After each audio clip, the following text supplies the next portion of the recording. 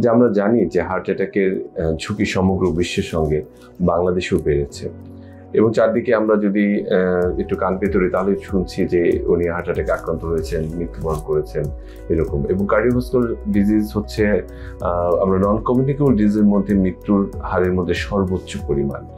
সাম্প্রতিককালে আমরা দেখছি যে আমাদের জীবনধারার যে পরিবর্তন, আমাদের লাইফস্টাইলের যে পরিবর্তন, সেটির কারণে কিন্তু অনেকেই অল্প বয়সে হার্ট অ্যাটাকে আক্রান্ত হচ্ছে। অসংখ্য উদাহরণ রয়েছে, বিশেষ করে সেলিব্রিটিদের মধ্যেও কিন্তু সম্প্রতি হার্ট অ্যাটাকের বেশ কিছু ঘটনা আমাদের কানে এসেছে।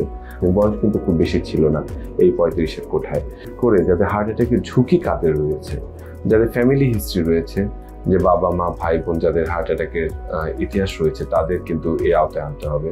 যাদের ডায়াবেটিস, উচ্চ রক্তচাপ অতি অল্প বয়সে আক্রান্ত হয়েছেন এবং যাদের জীবনধারা একদম সেডেন্টারি লাইফ, যারা চেয়ারে বসে কাজ করেন এবং যারা মুটিয়ে গেছেন বা ওবিসিটি রয়েছে এবং বাইরের ফুডের সাথে, বিশেষ করে ফাস্টফুডের সাথে যাদের বিশেষ অক্ষতা রয়েছে, সারাক্ষণ সেটির সাথেই সম্পৃক্ত রয়েছেন, তাদের কিন্তু হার্ট অ্যাটাকের ঝুঁকি বেড়ে যায়। এবং আরেকটি কথা না বললে নয়, সেটি হচ্ছে যে কায়িক পরিশ্রম, সেটি একেবারেই কমে গেছে, তিরোহিত হয়েছে আমাদের জীবন থেকে।